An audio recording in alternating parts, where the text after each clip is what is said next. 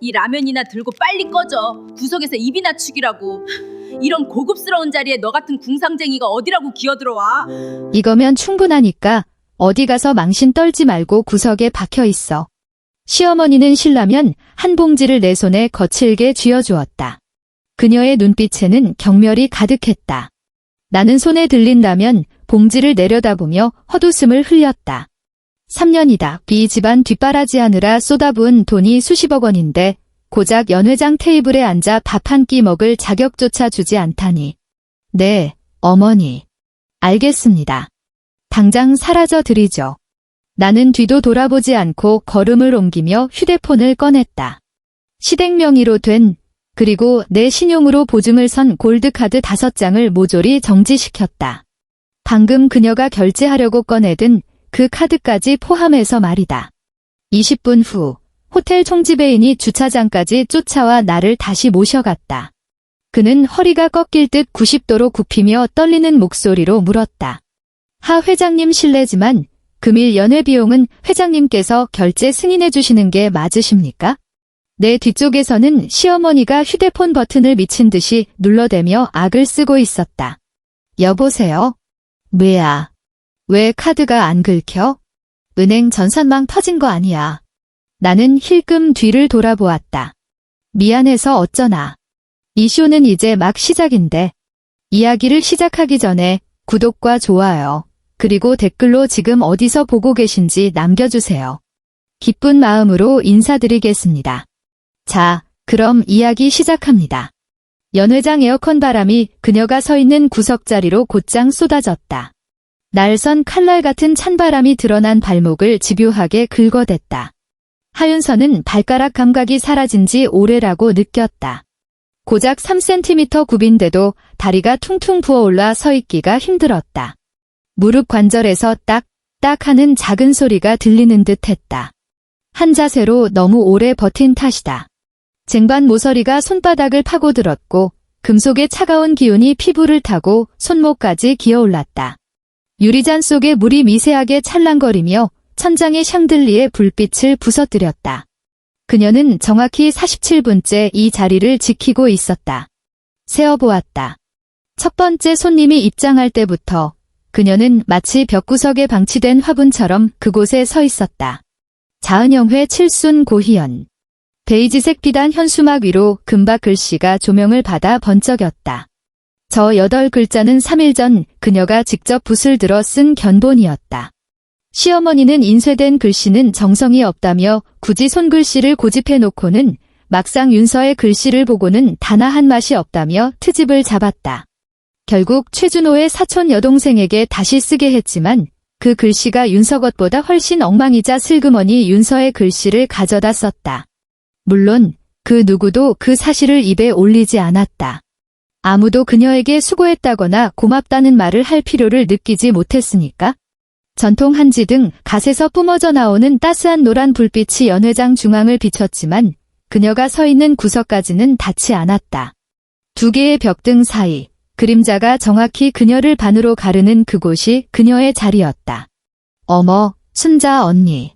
오늘따라 귀티가 잘잘 흐르네. 옷이 날개라더니 정말 기품이 있다. 아유, 별 말씀을.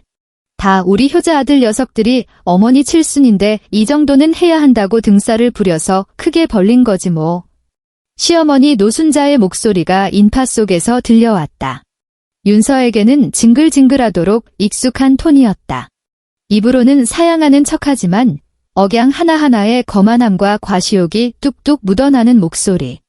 3년 동안 들어온 그 목소리 속 가식의 농도를 윤서는 이제 본능적으로 감지할 수 있었다. 화려한 옷을 입은 부인들에게 둘러싸인 시어머니의 손목에서 까르띠에 팔찌가 조명을 받아 번쩍거렸다. 그 빛이 윤서의 눈을 찔렀다. 저 팔찌는 지난달 남편 최준호가 신용카드로 긁은 거다. 3,200만 원 결제 알림 문자가 윤서의 휴대폰에 떴을 때 그녀는 부엌 바닥에 쭈그리고 앉아 시어머니가 쏟은 간장을 닦고 있었다. 부인, 물 좀 더 주시겠소? 머리가 희끗한 노신사가 윤서 앞으로 다가왔다. 정중하지만 깍듯하게 거리를 둔 말투였다. 재단이 잘된 고급 양복을 입은 그의 소매 아래로 보이는 시계는 이 방 안의 어떤 조명보다도 밝게 빛났다. 윤서는 그를 알아보았다. 국회의원 정 의원. 시어머니가 일주일 내내 최 씨 집안이 잡은 동아줄이라며 노래를 불렀던 그 이름이다. 네, 잠시만 기다려 주십시오. 윤서는 조심스럽게 쟁반을 기울여 유리잔을 건넸다. 무리잔에 담기는 소리가 소란스러운 연회장 소음 속에 묻혀 유난히 외롭게 들렸다. 노신사는 눈길 한 번 주지 않고 잔을 받아 들더니 곧장 무리 속으로 사라졌다. 윤서의 시선이 그의 뒷모습을 쫓았다. 그가 시어머니 곁으로 다가가자 두 사람은 몇 마디를 주고받더니 파한대소했다.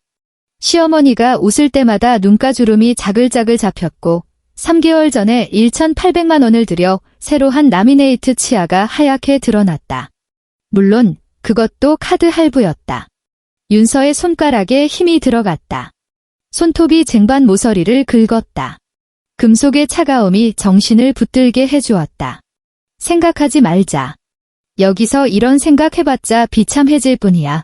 그녀는 깊게 숨을 들이마셨다. 에어컨 냉기가 폐부 깊숙이 들어왔다. 희미한 향수 냄새가 섞여 있었다. 그녀의 것은 아니었다. 그녀는 향수를 살 돈이 없으니까. 오가는 하객들의 몸에서 풍기는 와인과 소고기와 위선이 뒤섞인 냄새였다. 윤서야. 뒤에서 익숙한 목소리가 들렸다. 돌아보지 않아도 누구인지 알았다. 한때는 심장을 뛰게 했고 행복한 결혼 생활을 꿈꾸게 했던 목소리. 하지만 지금은 뼈에 사무치는 피로감만 안겨주는 목소리였다. 최준호가 다가와 섰다. 교묘하게 연회장 중앙에서 윤서가 보이지 않도록 가리는 위치였다. 감색 슈트를 입은 그의 넥타이는 오늘 아침 윤서가 골라준 것이었다. 매듭을 지어줄 때 손이 야물지 못하다며 타박하던 그였다. 짙은 포마드 냄새가 에어컨 냉기를 뚫고 훅 끼쳐와 윤서는 속이 울렁거렸다. 왜요? 생각보다 차분한 목소리가 나왔다. 최준호는 윤서의 눈을 피했다. 그의 시선은 구석의 화분으로, 천장의 샹들리에로, 윤서가 아닌 모든 곳으로 떠돌았다. 그가 곤란하거나 미안한 척하며 무리한 요구를 할 때 나오는 버릇이었다. 3년 동안 눈칫밥을 먹으며 터득한 독심술이었다. 윤서야, 그가 목소리를 낮추며 짐짓 난처한 척 연기를 시작했다. 너 일단 주방 쪽으로 가서 일손 좀 거들어라. 여기 홀에 나와 있지 말고. 윤서는 대꾸하지 않았다. 심장이 덜컥 내려앉았다. 놀라서는 아니었다. 이미 예상했던 시나리오였으니까. 단지 매일 아침 울리는 알람처럼 정확하게 찾아오는 그 익숙한 굴욕감 때문이었다. 엄마가 그러시는데. 최준호는 여전히 딴청을 피우며 말을 이었다. 너 옷차림이 너무 수수해서 오늘 오신 분들이 다 정재계 어르신들이고 파트너분들인데 내가 그 꼴로 서 있으면 우리 집안 형편 어렵다고 흉보실까 봐 그러셔. 수수하다고. 윤서는 자신의 원피스를 내려다보았다. 베이지색 순면 원피스. 군더더기 없이 깔끔한, 말 그대로 백지장 같은 옷이었다. 이것이 그녀가 살 수 있는, 아니 정확히 말하면 그녀에게 허락된 옷 중 가장 비싼 것이었다. 3년 전 결혼할 때 그녀는 자신의 모든 신용카드와 자산증명서를 친정금고에 봉인했다. 재벌가 딸이 아닌 그저 최준호의 아내로서 온전히 이 가족에 섞이고 싶었다. 배경 없이도 진심과 노력만 있다면 진정한 가족애를 얻을 수 있을 거라 믿었다. 결혼은 공정한 거래일 줄 알았다. 하지만 착각이었다. 지난 3년 그녀는 아울렛 매대에서 산 옷을 입고 시어머니가 일부러 차갑게 식혀둔 밥을 먹고 시누이의 노골적인 조롱을 견뎠다. 밤마다 욕실에서 수건으로 입을 틀어막고 울면서도 조금만 더 참으면, 조금만 더 노력하면 언젠가 인정받을 날이 올 거라 믿었다. 그 믿음이 얼마나 어리석었는지 깨닫는 데는 그리 오래 걸리지 않았다. 알겠어요. 목소리가 모래처럼 서걱거렸다. 최준호는 그제야 안도한 듯 윤서를 쳐다보았다. 미안함 따위는 없었다. 그저 귀찮은 문제가 해결되었다는 홀가분함 뿐이었다. 혹시라도 윤서가 난동을 부려 제 체면을 구길까 봐 전전긍긍했던 것이다. 그럼 나 먼저 가볼게. 나중에 건배 제의할 때 부를 테니까 대기하고 있어. 그는 미련 없이 등을 돌려 인파 속으로 사라졌다. 화려한 옷차림들 사이로 그의 뒷모습이 섞여 들어갔다. 윤서는 제자리에 서서 쟁반 모서리를 꽉 쥐었다. 손끝이 하얗게 질리고 관절이 퍼렇게 돋아날 만큼 세게 쥐었다. 금속이 살을 파고드는 통증이 오히려 정신을 맑게 했다. 그녀는 눈을 감고 셋을 세었다. 하나, 둘, 셋. 눈을 떴을 때 그녀의 표정은 아무 일도 없었던 것처럼 고요했다. 연회장 중앙의 소음이 점점 커졌다. 윤서는 쟁반을 들고 주방 쪽으로 발걸음을 옮겼다. 살금살금 마치 투명 인간처럼. 화려한 한복을 입은 중년 부인이 그녀를 위아래로 훑어보더니 입꼬리를 삐죽이며 고개를 돌렸다. 윤서는 멈추지 않았다. 경멸, 동정, 그리고 비웃음이 뒤섞인 저 시선들. 익숙했다. 저들 눈에 그녀는 최씨 집안에 빌붙은 가난한 며느리, 배경도 백도 없어 언제든 내쳐질 수 있는 부속품에 불과했으니까. 저 여자들은 모른다. 이 초라한 여자의 명의로 된 자산이 지금 이 연회장이 있는 호텔 건물 전체를 37번이나 사고도 남는다는 사실을. 하지만 지금은 중요하지 않다. 아직은. 윤서 어미야. 날카로운 목소리와 함께 독한 향수 냄새가 코를 찔렀다. 윤서는 걸음을 멈추고 천천히 몸을 돌렸다. 노순자가 서 있었다. 입꼬리는 올라가 있지만 눈은 전혀 웃고 있지 않은 소위 자애로운 시어머니의 가면을 쓴 채였다. 연분홍색 투피스 정장에 큼지막한 진주 브로치를 단 그녀는 잡지에 나오는 사모님처럼 화려했다. 하지만 윤서는 안다. 저 옷은 남대문 시장 수입 상가에서 산 짝퉁이고 브로치는 도금이며 진주는 가짜라는 것을. 옷장 정리를 해주며 구석에 처박힌 영수증들을 보았으니까. 네, 어머니. 무슨 일이세요? 윤서가 고개를 숙이며 공손히 물었다. 노순자는 대답 대신 윤서를 머리부터 발끝까지 훑어내렸다. 마치 시장에서 배추를 고르는 아줌마처럼 벌레 먹은 곳은 없는지 속은 찾는지 품평하는 눈빛이었다. 오늘 오신 분들이 어떤 분들인데 내가 여기서 알짱거려서 우리 최씨 집안 망신을 시키니? 노순자가 목소리를 깔며 속사포처럼 쏘아붙였다. 거만함이 뚝뚝 묻어나는 말투였다. 윤서는 시선을 내리깔고 시어머니의 구두를 보았다. 붉은 밑창의 킬힐. 명품처럼 보이지만 밑창의 붉은색이 탁하고 가죽 이음새가 조잡했다. 죄송합니다. 어머니. 감정 없는 사과가 기계적으로 나왔다. 알면 됐다. 노순자의 표정이 조금 풀리는가 싶더니 갑자기 생각난 듯 샤넬 클러치 백을 뒤적였다. 물론 그 가방도 가짜였다. 지난번 가방을 닦아주다 삐뚤빼뚤한 박음질을 확인했었다. 그녀가 꺼낸 것은 라면 한 봉지였다. 붉은색 포장지가 화려한 연회장 조명 아래서 기괴하게 번들거렸다. 노순자는 마치 쓰레기를 버리듯 엄지와 검지 끝으로라면 봉지 귀퉁이를 집어 윤서 앞으로 내밀었다. 자, 이거 받아라. 주방 구석 가서 끓여 먹어. 윤서는 무의식적으로 손을 내밀어 라면을 받았다. 바스락거리는 비닐 소리가 뇌 속에서 천둥처럼 울렸다. 그녀의 시선이 포장지 옆면에 적힌 작은 숫자에 꽂혔다. 유통기한 2023년 4월 15일. 오늘은 2023년 6월 22일. 2달이 지난 라면이었다. 윤서의 손끝이 미세하게 떨렸다. 분노 때문이 아니었다. 분노는 사치였다. 그보다는 지난 3년간 꾹꾹 눌러왔던 어떤 감정의 둑이 마침내 쩍하고 갈라지는 소리가 들렸기 때문이었다. 어머니, 이건 유통기한이. 왜? 싫으니. 노순자가 눈썹을 치켜 세우며 말을 끊었다. 내가 말이다. 윤서야. 우리 집이 뭐 재벌가는 아니어도 밥벌레 키우는 집은 아니다. 시집 온 지 3년이 넘도록 애 소식도 없고 내 아들이 뼈 빠지게 벌어다주는 돈으로 호강하면서 이런 날 밥 한 끼 주는 것도 고마워해야지 어디서 반찬 타령이야? 윤서는 눈을 감고 깊은 숨을 들이쉬었다. 역한 향수 냄새가 비강을 메웠다. 주변 하객들의 시선이 힐끔거리는 게 느껴졌다. 호기심과 관음증이 뒤섞인 끈적한 시선들. 알겠습니다. 윤서는 눈을 뜨고 노순자를 똑바로 바라보았다. 잘 먹겠습니다, 어머니.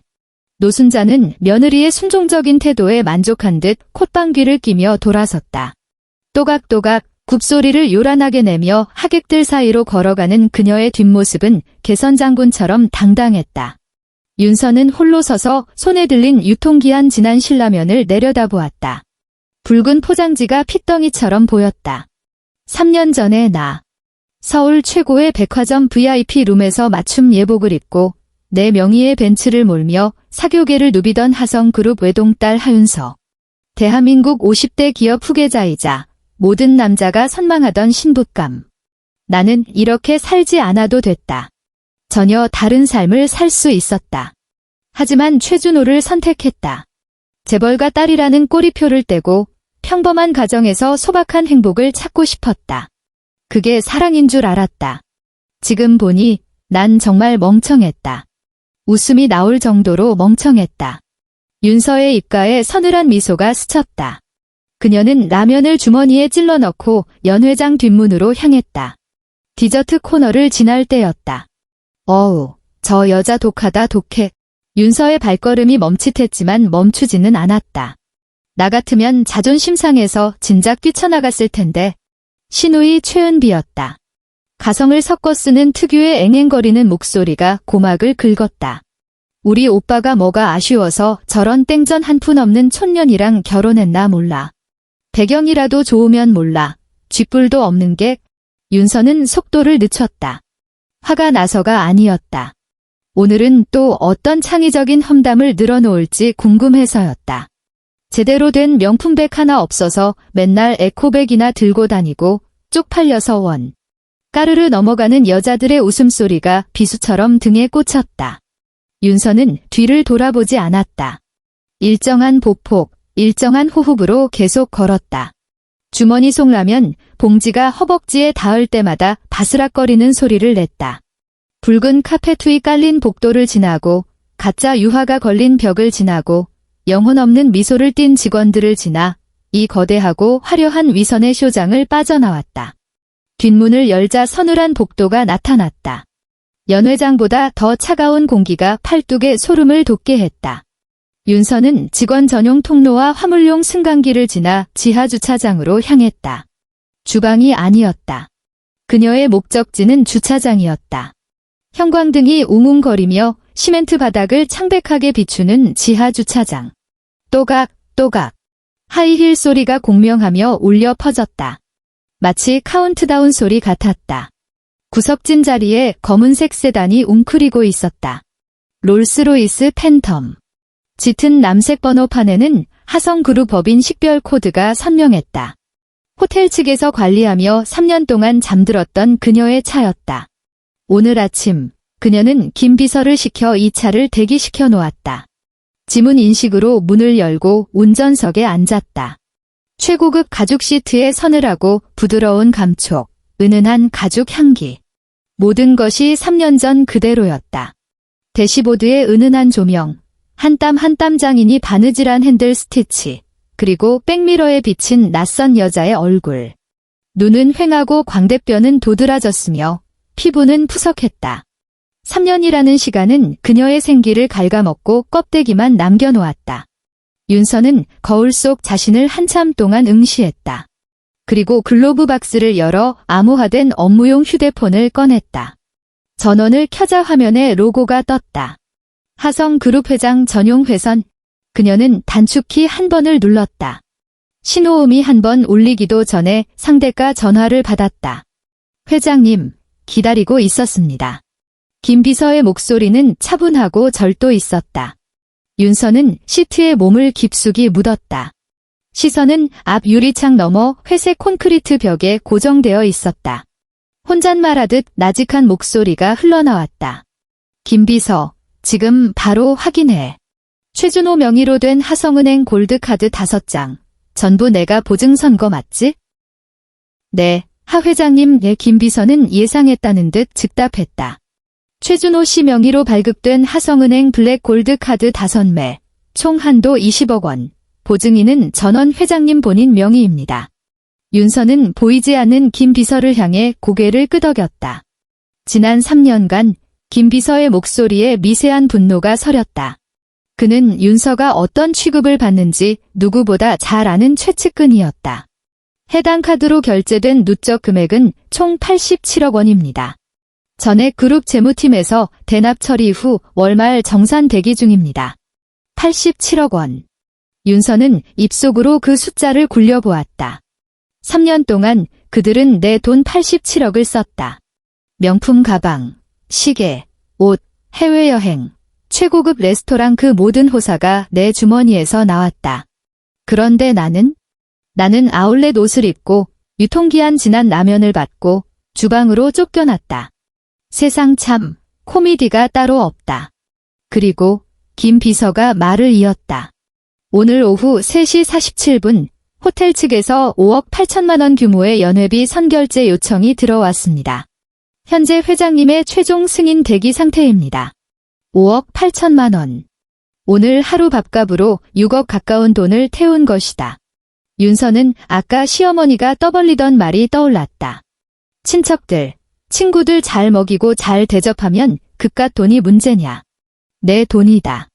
최 씨 집안 체면치레에 들어가는 그 모든 돈이 나를 밟고 서서 나를 비웃는 그들의 발밑에 깔린 돈이 전부 내 것이었다. 윤서의 손가락이 핸들을 톡톡 두드렸다. 백미러 속 그녀의 눈동자는 겨울 호수처럼 차갑게 얼어붙어 있었다.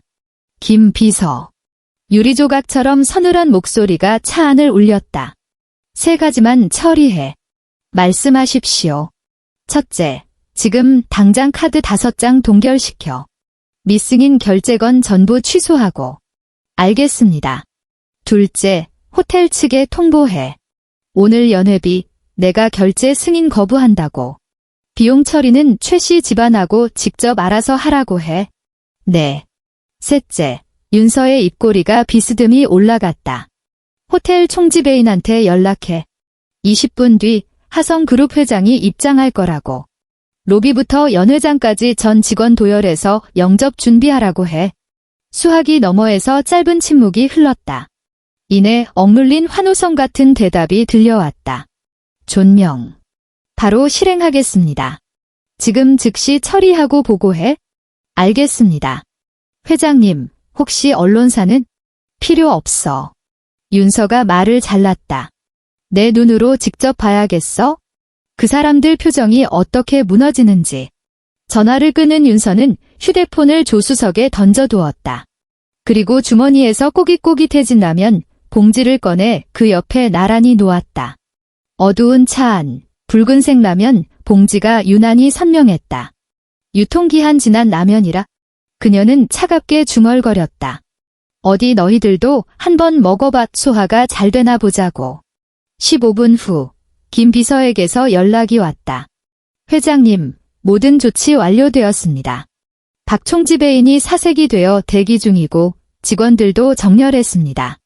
방금 최준호 씨가 카드 결제를 3번 시도했으나 전부 승인 거절되었습니다. 수고했어. 윤서는 전화를 끊고 조수석에서 핸드백을 집어들었다. 로고 하나 없는 심플한 검은색 가죽 가방. 하지만 아는 사람은 안다. 전 세계에 5개뿐인 에르메스 리미티드 에디션이라는 것을. 차 문을 열고 내리자 시멘트 바닥에 굽소리가 경쾌하게 울렸다. 엘리베이터로 향하던 그녀가 대형 거울 앞에서 걸음을 멈췄다. 거울 속 여자는 여전히 말랐고 창백했다. 하지만 그녀가 입은 베이지색 원피스. 시어머니가 촌스럽다고 비웃던 그 옷은 사실 밀라노 컬렉션 피날레를 장식했던 오트 쿠티르 한정판이었다. 흐르는 듯한 실루엣, 조명에 따라 은은하게 감도는 광택. 윤서는 거울 속 자신을 보며 피식 웃었다. 초라해 보인다고? 그녀가 머리를 쓸어 넘겼다. 진짜 초라하지 않은 게 뭔지 똑똑히 보여줄게. 엘리베이터 문이 열렸다. 연회장 입구의 육중한 참나무 문 앞 안에서는 웅성거리는 소리가 들려왔다. 아까와 같은 들뜬 소음이 아니었다. 당황과 의심, 불안이 섞인 웅성거림이었다. 카드 결제가 막힌 모양이었다. 윤서는 숨을 고르고 문손잡이를 잡았다. 문을 활짝 열어젖히는 순간 검은 정장을 입은 호텔 직원 20명이 일사불란하게 움직였다. 그들은 문 양옆으로 도열하더니 윤서가 발을 들이는 순간 허리를 90도로 꺾으며 우렁차게 외쳤다. 하 회장님, 입장을 환영합니다. 군대 점호 같은 힘찬 목소리가 연 회장을 강타했다. 소란스럽던 장내가 찬물을 끼얹은 듯 순식간에 조용해졌다. 수백 개의 눈동자가 입구로 쏠렸다. 역광을 받으며 서 있는 윤서. 그 뒤로 도열한 직원들. 그녀가 뿜어내는 서늘한 아우라가 연 회장을 압도했다. 그녀의 시선이 하객들을 훑고 지나가 연 회장 정중앙에 꽂혔다. 그곳에 노순자가 서 있었다. 반쯤 든 샴페인 잔, 굳어버린 표정, 떨리는 입술. 그 옆에는 최준호가 땀을 뻘뻘 흘리며 정지된 카드 뭉치를 손에 쥐고 서 있었다. 신우이 최은비는 입을 딱 벌린 채 멍하니 서 있었다. 윤서는 천천히 그리고 우아하게 걸음을 옮겼다. 또각, 또각, 또각. 고요한 연 회장의 구두 굽소리만이 울려 퍼졌다. 그것은 사형 선고를 알리는 종소리 같았다. 오늘 잔치는 윤서의 목소리는 낮았지만 소름 끼치도록 명료하게 공간을 장악했다. 이걸로 끝입니다. 침묵. 숨막히는 정적이 흘렀다. 노순자의 손에서 샴페인 잔이 미세하게 떨렸다. 호텔 총지배인이 헐레벌떡 뛰어와 윤서 앞에 섰다. 그는 거의 바닥에 닿을 듯 허리를 숙였다. 하 회장님, 늦게 모셔 죄송합니다. 결제 시스템 오류건은 즉시 확인하겠습니다. 자리는 이쪽 상석으로 모시겠습니다. 그가 안내한 곳은 헤드 테이블, 바로 노순자가 앉아있던 상석이었다. 윤서는 고개를 까딱하고는 우아하게 걸어가 의자에 앉았다. 다리를 꼬고 등받이에 몸을 기댄 그녀는 넋이 나간 최준호와 노순자를 번갈아 쳐다보았다. 하하 회장이라니? 윤서 내가? 최준호가 헛바람 샌 소리를 냈다. 다리가 풀린 듯 비틀거렸다.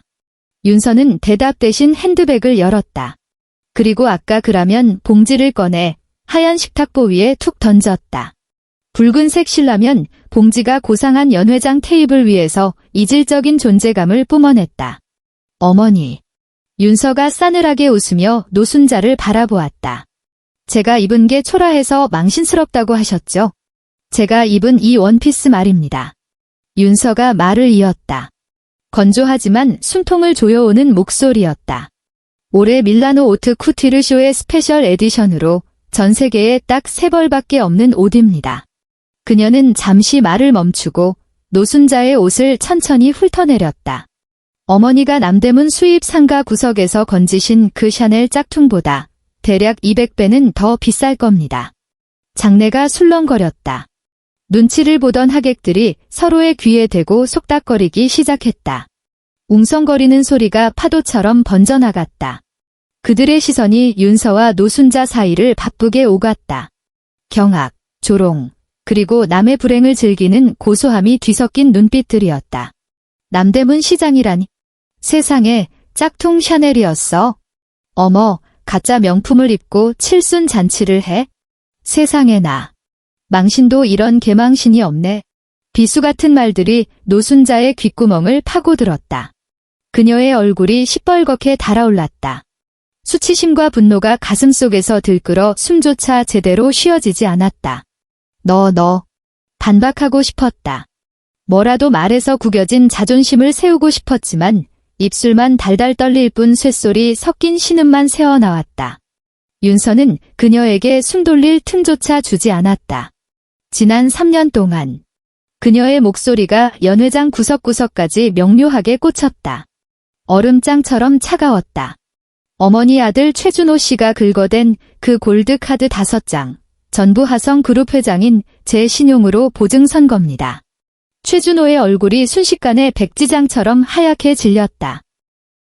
그 사람이 쓴 돈 10원 한 장까지 윤서가 좌중을 둘러보며 말을 이었다. 본질적으로는 전부 하성 그룹의 돈입니다.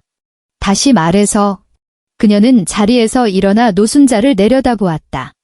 3년 동안 자신을 모욕했던 여자. 며느리의 돈으로 며느리를 깔아뭉개던 그 여자를.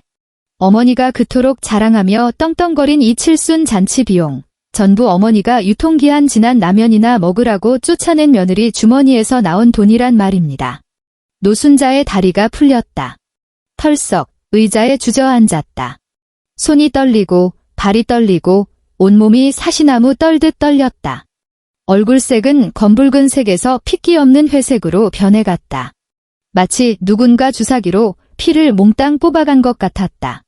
말도 안 돼, 말도 안 돼. 그녀가 헛소리처럼 중얼거렸다. 모기 소리만 한 목소리였다. 이럴 리가 없어. 넌 그냥 배경도 없는 촌년인데 내가 어떻게... 촌년이라. 윤서가 헛웃음을 터뜨렸다. 하지만 눈동자에는 웃음기가 전혀 없었다. 어머니, 저에 대해 뒷조사 한번 안 해보셨습니까?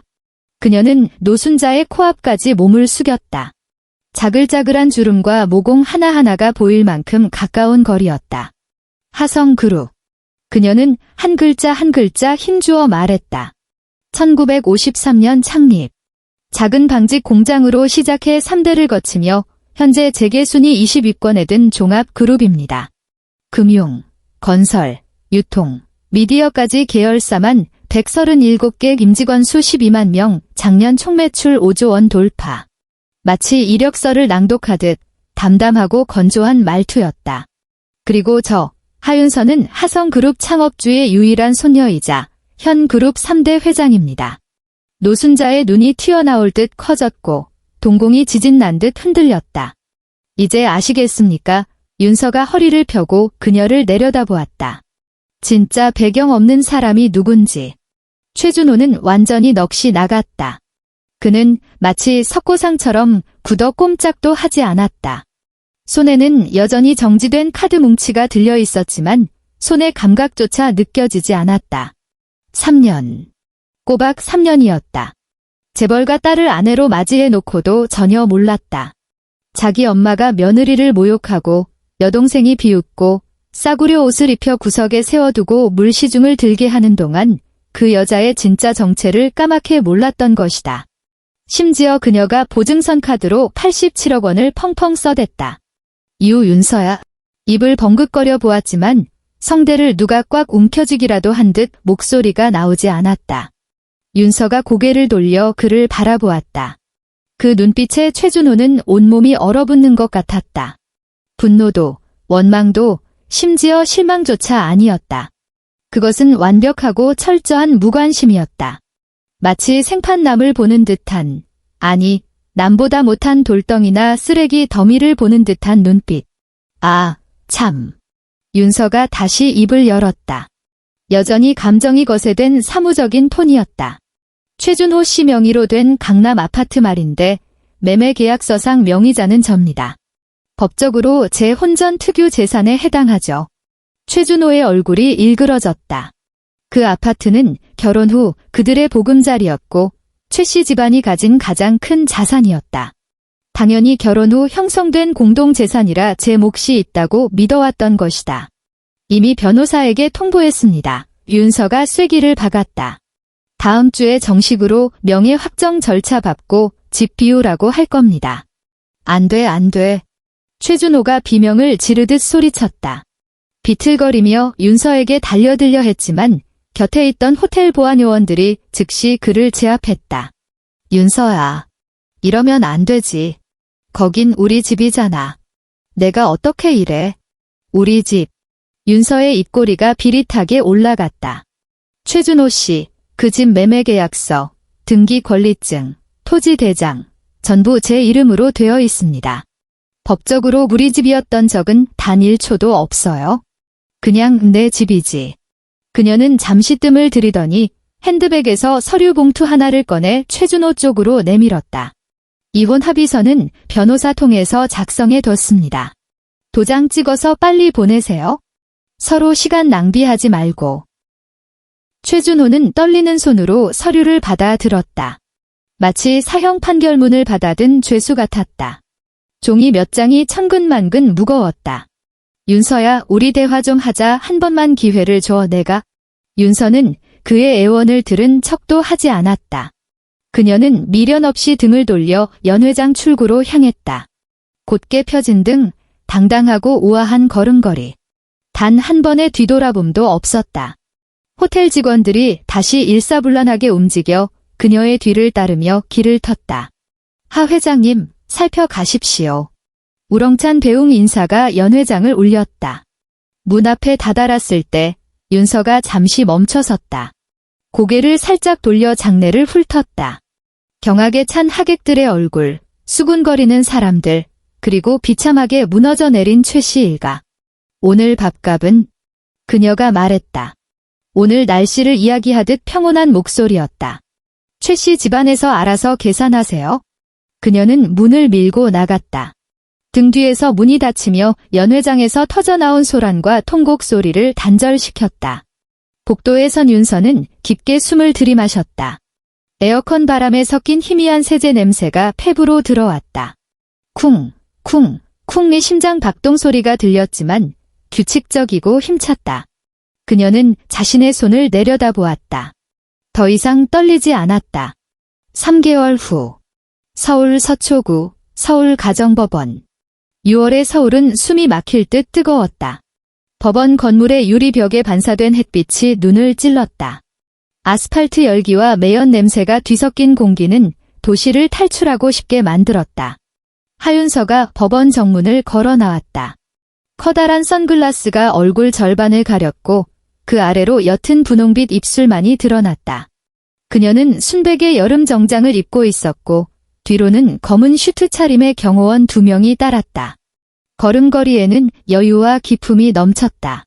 법원 입구에는 그녀의 롤스로이스 팬텀이 대기 중이었다. 검은 차체가 햇빛을 받아 묵직하게 빛났다. 운전기사가 뒷문을 열고 공손히 서 있었다. 윤서야. 뒤에서 쉰 목소리가 들려왔다. 울음기가 잔뜩 섞인 목소리였다. 윤서는 돌아보지 않았다. 또각, 또각. 하이힐 소리가 계단을 울렸다. 윤서야. 제발 잠깐만. 목소리가 점점 가까워졌다. 누군가 뒤에서 그녀의 팔을 낚아챘다. 경호원들이 즉시 제지하려 했지만 윤서가 손을 들어 말렸다. 그녀는 천천히 몸을 돌려 선글라스 너머로 상대를 바라보았다. 최준호였다. 하지만 3개월 전에 그 최준호가 아니었다. 머리는 며칠 감지 않은 듯 떡져 있었고 헝클어져 있었다. 턱과 볼에는 면도하지 않은 수염이 덥수룩하게 자라 있었고 와이셔츠는 누렇게 변색된 데다 소매끝이 해져 있었다. 눈에는 핏발이 섰고 눈두덩이 푹 꺼져 있어 10년은 좋게 늙어 보였다. 윤서야. 그가 그녀의 이름을 불렀다. 사포로 문지른 듯 거친 목소리였다. 눈에 고인 눈물이 뺨을 타고 흘러 지저분한 수염 속으로 사라졌다. 제발 제발 나한테 한 번만 더 기회를 줘. 그의 무릎이 꺾였다. 당장이라도 바닥에 엎드릴 기세였지만 마지막 남은 자존심인지 완전히 꿇지는 못하고 엉거주춤했다. 내가 잘못했어. 진짜 내가 잘못했어. 너한테 그러면 안 되는 거였는데 우리 엄마가 너한테 그러게 두면 안 되는 거였는데 다신 안 그럴게. 그의 말은 횡설수설 이어졌다. 물에 빠진 사람이 지푸라기라도 잡으려는 듯 필사적이었다. 우리 다시 시작하자. 응. 내가 진짜 잘할게. 내가 너 평생 받들고 살게. 우리 다시 시작해. 윤서는 아무런 표정 없이 그를 내려다보았다. 3년 전이 떠올랐다. 대학 강의실 앞에서 말끔한 슈트를 입고 기다리던 최준호. 상냥한 미소, 다정한 목소리. 윤서야, 오늘 시간 있어? 맛있는 식당 알아놨는데 같이 가자. 그때는 자신이 세상에서 제일 행복한 여자인 줄 알았다. 진정한 사랑을 찾았다고 믿었다. 평범하고 소박한 결혼 생활, 재벌가 딸이라는 무게를 내려놓고 그저 한 남자의 아내로 살 수 있을 거라 믿었다. 진심을 주면 진심이 돌아올 거라 믿었다. 착각이었다. 3년의 진심에 대한 대가는 모욕과 멸시, 그리고 유통기한 지난 라면 한 봉지뿐이었다. 최준호 씨. 그녀가 입을 열었다. 감정의 찌꺼기 하나 묻어있지 않은 건조한 목소리였다. 이혼 합의서 조항대로 30일 이내에 그 아파트에서 짐 빼세요. 최준호의 얼굴이 굳어졌다. 윤서야. 하루라도 넘기면 그녀는 그의 반응 따위 상관없다는 듯 말을 이었다. 위약금 1억 원 청구 들어갑니다. 윤서야, 너 진짜 너무한다. 내가 어떻게 추하게 굴지 마세요. 그녀가 말을 잘랐다. 마치 귀찮은 업무를 처리하듯 단호했다. 그리고 다시는 내 앞에 나타나서 질척거리지 마. 그녀는 몸을 돌려 대기 중인 롤스로이스로 향했다. 기사가 문을 잡아주자 그녀는 우아하게 허리를 숙여 차에 올랐다. 윤서야. 최준호가 차 문을 잡으려 달려들었지만 경호원들이 가로막았다. 윤서야. 제발. 나 좀 봐줘. 윤서야. 차창이 부드럽게 내려가며 윤서의 옆얼굴이 드러났다. 그녀는 고개를 살짝 돌려 선글라스 너머로 그를 힐끗 보았다. 딱 한 번의 시선. 그리고 창문이 다시 올라갔다. 롤스로이스는 미끄러지듯 출발해 도로 위의 차량 행렬 속으로 사라졌다. 법원 정문 앞에는 땅을 치며 오열하는 최준호만이 남겨졌다. 그의 통곡 소리는 곧 도시의 소음에 파묻혀 사라졌다. 노원구. 서울에서 가장 낙후된 주택가 중 하나. 칠이 벗겨진 6층짜리 낡은 건물들이 다닥다닥 붙어 있고 전봇대에는 전선이 거미줄처럼 엉켜 있었다. 좁은 골목길에는 녹슨 차들과 잡동사니들이 쌓여 있었고 곰팡내와 퀴퀴한 간장 냄새, 그리고 아래층 치킨집에서 올라오는 기름전내가 공기 중에 진동했다. 노순자는 반지하 방창가에 앉아 있었다. 구부정한 등 초점 없는 눈으로 창밖을 내다보고 있었다. 보이는 것이라곤 바쁘게 지나가는 사람들의 발뿐이었다. 운동화, 슬리퍼, 구두. 수많은 발이 창문 앞을 스쳐 지나갔지만 멈춰 서거나 아래를 내려다보는 발은 하나도 없었다. 맞은편 건물에 가려 햇빛은 하루 종일 들지 않았다. 방 안은 언제나 어두침침하고 축축했으며 눅눅한 곰팡내를 풍겼다. 벽지는 습기를 먹어 들떠 있었고 천장에는 위층 화장실에서 쇳물 자국이 누렇게 번져 있었다. 똑, 똑, 똑. 수도관에서 물 떨어지는 소리가 들렸다. 그 소리는 마치 그녀의 남은 시간을 세는 카운트다운처럼 신경을 긁어댔다. 노순자는 보풀이 잔뜩 일어난 낡은 스웨터를 입고 있었다. 5년 전 마트 할인 행사 때 싸다고 샀던 옷이었다. 그때는 거들떠보지도 않던 옷이 이제는 그녀가 가진 옷의 전부가 되었다. 옷장 가득하던 옷들. 비록 짝퉁이었지만 폼나던 명품 가방들. 강남의 고급 아파트, 아들이 몰던 차, 며느리가 차려주던 밥상. 모든 것이 사라지고 남은 건 이 반지하 방뿐이었다. 전용 면적 18제곱미터. 보증금 없이 월세 35만 원. 그마저도 집주인이 나이든 노인의 사정 봐준다며 깎아준 것이었다. 쾅. 현관문이 거칠게 열리며 최은비가 뛰어들어왔다. 머리는 산발이었고 화장은 반쯤 지워져 눈 밑이 판다처럼 번져 있었다. 쭈글쭈글한 티셔츠 가슴팍에는 명품 로고가 박혀 있었지만 역시나 짝퉁이었다. 엄마. 그녀가 악을 썼다. 칠판을 긁는 듯한 날카로운 목소리였다. 그 여자가 또 실시간 검색어 1위야. 노순자는 미동도 하지 않았다. 여전히 창밖의 발들만 바라볼 뿐이었다. 하성그룹 시가총액 2조 원 돌파했대. 2조 원. 최은비가 휴대폰을 방바닥에 내동댕이 쳤다. 액정 모서리가 깨져 있었지만 신경 쓸 겨를이 없었다. 그 여자가 지금 대한민국 여성 부호 10위래. 10위. 그녀의 목소리가 점점 히스테릭하게 변해갔다. 엄마는 왜 그랬어? 왜 그 여자한테 그랬냐고. 그녀는 노순자 앞으로 다가와 주저앉으며 울부짖었다. 콧물과 눈물이 범벅된 얼굴이었다. 유통기한 지난 라면이나 먹이고 주방 가서 일이나 하라 그러고 옷 촌스럽다고 구박하고 우리 집 망신시킨다고 막말하고 그녀의 목소리에 절망과 원망이 가득 찼다. 그래서 지금 꼴이 뭐야? 우리 집 꼴이 이게 뭐냐고. 노순자는 여전히 움직이지 않았다. 더러운 창문 너머 보이지 않는 어딘가를 응시할 뿐이었다. 내가 알았겠니? 모래가 갈리는 듯한 쉰 목소리가 흘러나왔다. 그게 그런 대단한 년인 줄 내가 어떻게 알았겠니? 말끝이 흐려졌다. 더 이상 할 말이 없었다. 눈이 멀었다고 해야 하나? 자업자득이라고 해야 하나? 천벌을 받았다고 해야 하나? 모두 맞는 말이었다. 오빠는 최은비가 콧물을 훌쩍이며 물었다. 일자리 구하러 나갔다. 노순자가 기계적으로 대답했다. 구해지긴 한데? 침묵. 길고 무거운 침묵이 흘렀다. 구해질 리가 없었다. 최준호의 이름은 이미 주요 기업들의 블랙리스트에 올라 있었다. 그가 무능해서가 아니었다. 하성그룹 때문이었다. 망신살 뻗친 전남편 따위 때문에 대한민국 22재벌의 심기를 건드리고 싶은 회사는 없었다. 이력서를 수백 통 넣었지만 연락 오는 곳은 한 군데도 없었다. 면접을 보러 가도 면접관들은 그의 이름을 보고 묘한 표정을 지으며 연락드리겠습니다 라는 말만 남겼다. 3개월째 그는 여전히 백수였다. 징징. 노순자의 휴대폰이 진동했다.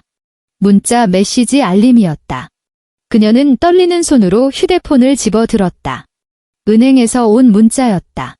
휴대폰 화면 속 글자들이 또렷하게 박혀왔다.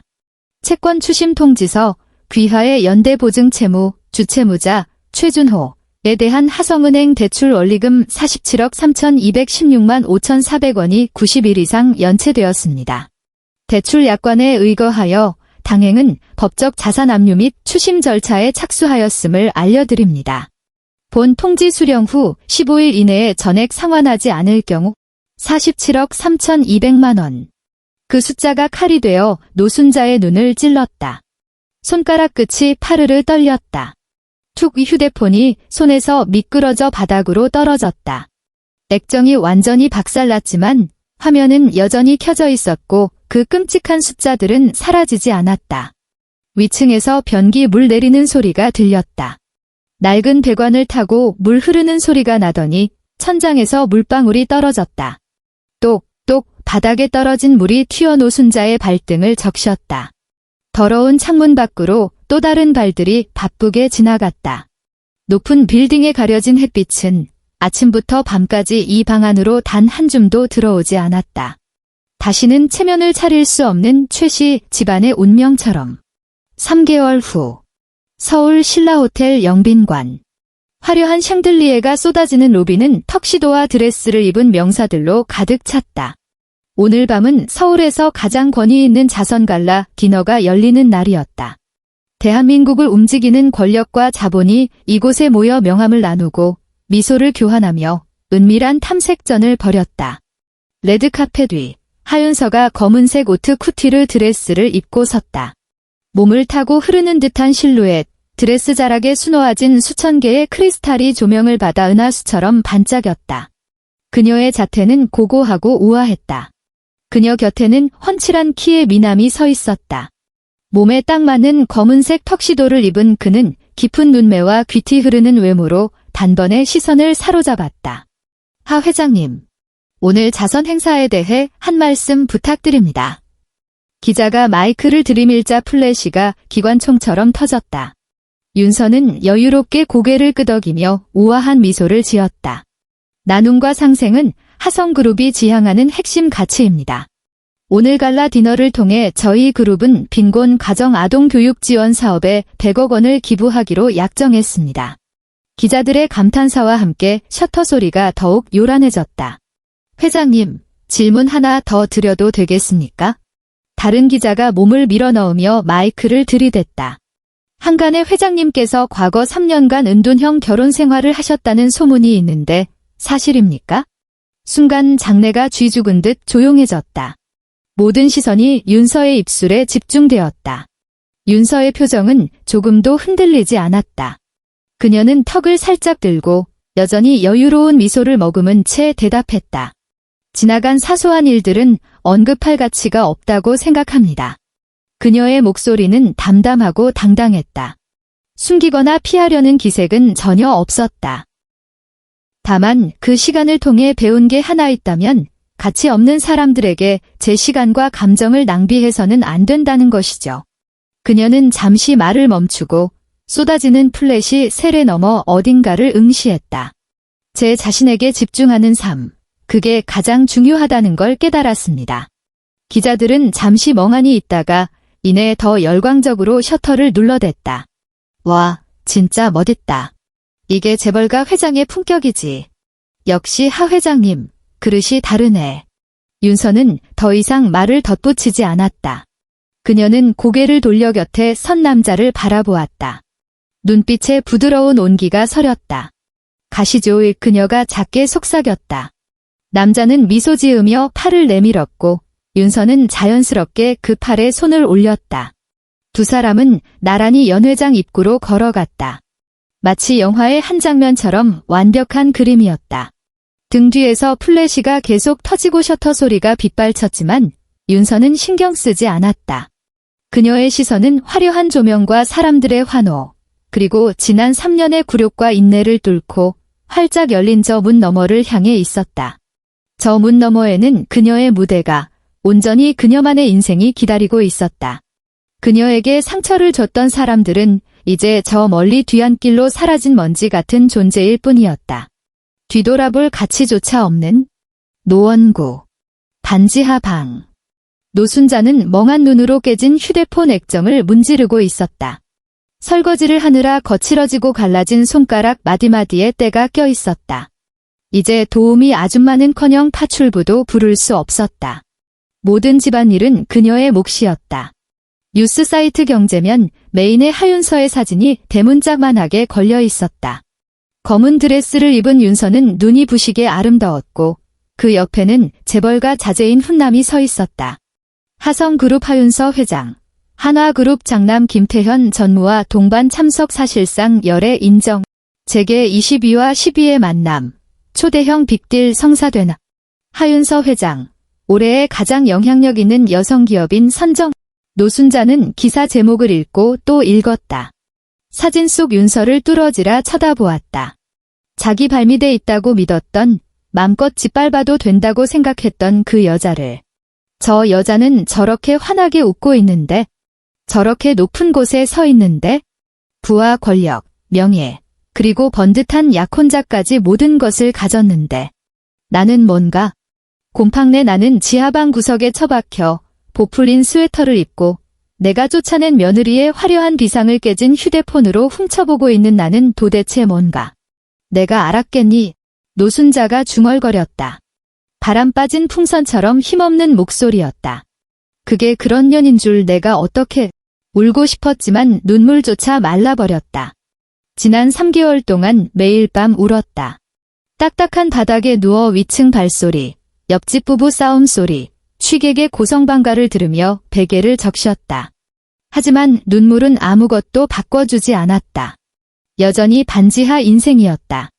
아들은 여전히 백수였고 빚더미는 숨통을 조여왔다. 징. 휴대폰이 또 울렸다. 은행 독촉 문자였다. 최후 통첩, 귀하의 연체 대출금, 자산 가압류 법적 조치 15일 이내. 더 읽을 수가 없었다. 읽을 용기가 없었다. 툭 휴대폰이 다시 손에서 떨어졌다. 이번엔 액정이 완전히 나가버려 화면이 까맣게 변했지만 그 끔찍한 경고 문구는 뇌리에 문신처럼 새겨져 있었다. 위층에서 또 물 내리는 소리가 들렸다. 천장에서 물이 뚝뚝 떨어졌다. 이번엔 빗물처럼 줄줄 흘러내렸다.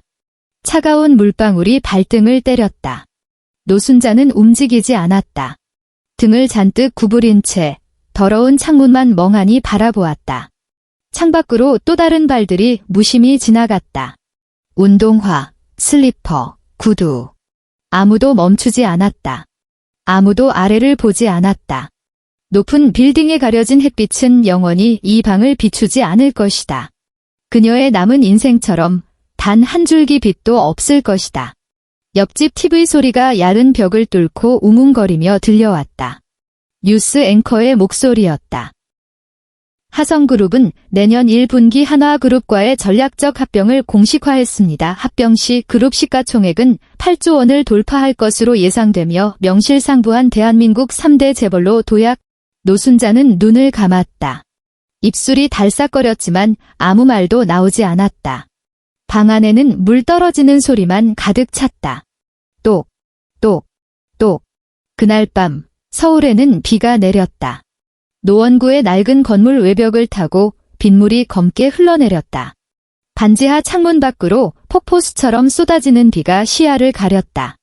노순자는 이불을 뒤집어 쓰고 빗소리를 들었다. 빗소리는 점점 거세져 창문을 두들겨댔다. 마치 수만 개의 목소리가 귓가에 속삭이는 것 같았다. 왜 그랬어, 왜 그랬어? 유통기한 지난 라면을 줘. 촌스럽다고, 망신스럽다고, 주제도 모르는 게. 목소리들은 점점 커져 천둥처럼 머릿속을 울렸다. 귀를 막아도 소용없었다. 밖에서 들리는 소리가 아니었다. 그녀의 머릿속, 그녀의 기억 속에서 울려 퍼지는 소리였으니까. 3년 전, 2년 전, 1년 전, 그리고 3개월 전 그녀가 뱉어냈던 그 독한 말들. 하나하나가 부메랑이 되어 날카로운 칼날처럼 그녀의 심장을 난도질했다. 내가 알았겠냐고. 그녀는 몸을 웅크리며 신음처럼 내뱉었다. 재벌 딸인 줄 알았으면 내가 그랬겠냐고. 하지만 그건 변명이 될 수 없었다. 설령 윤서가 재벌 딸이 아니었더라도 진짜 배경 없는 촌년이었다 해도 그렇게 짓밟고 모욕하는 게 정당했을까? 아니었다. 애초에 틀려먹은 것이었다. 노순자도 알고 있었다. 처음부터 알고 있었다. 단지 윤서가 반항하지 않으니까, 착하니까, 바보같이 참아주니까 그래도 되는 줄 알았다. 약자를 괴롭히는 건 공짜라고 생각했다. 하지만 세상에 공짜는 없었다. 악인은 이자를 쳐서 반드시 되돌아오는 법이었다. 빗줄기가 더욱 굵어졌다. 창틈으로 스며든 빗물이 방바닥을 적셨다. 발을 디딜 때마다 찌걱거리는 소리가 났다. 노순자는 빗소리에 갇혀 뜬 눈으로 밤을 지새웠다. 같은 시각, 서울 강남의 최고급 펜트하우스. 하윤서는 통유리창 앞에 서서 비 내리는 서울의 야경을 내려다보고 있었다. 하늘에서 쏟아지는 비가 도시의 불빛을 번지게 했다. 빗물에 젖은 도시는 마치 수채화처럼 몽환적으로 빛났다.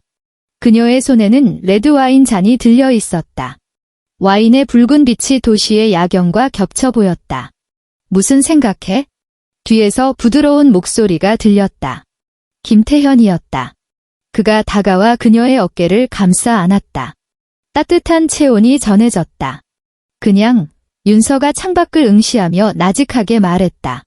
3년 전에 내가 참 바보 같았다는 생각.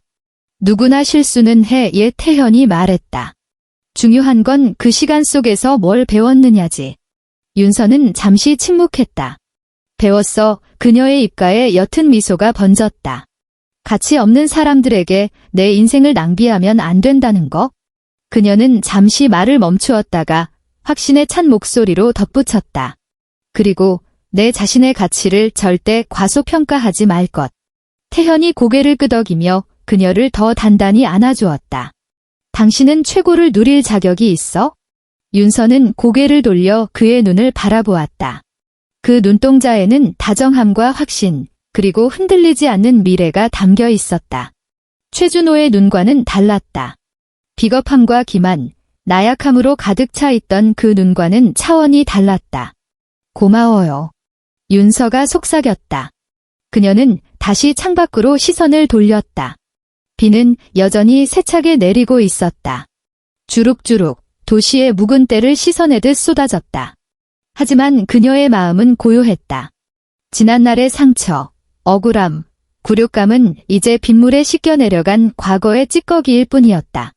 그것들은 더 이상 그녀를 찌르지 못했다. 단지 그녀가 얼마나 험한 길을 건너 지금 이 자리에 섰는지 증명해주는 훈장일 뿐. 앞으로 가야 할 길은 멀고도 빛났다. 그녀는 걸어갈 것이다. 당당하게, 우아하게, 그리고 누구보다 찬란하게. 비가 조금씩 잦아들고 있었다. 구름 사이로 달빛이 비치며 도시의 한 귀퉁이를 밝혔다. 하윤서는 그 빛을 보며 진심 어린 미소를 지었다. 모든 것이 끝났다. 그리고 모든 것이 이제 막 시작되었다. 엔드.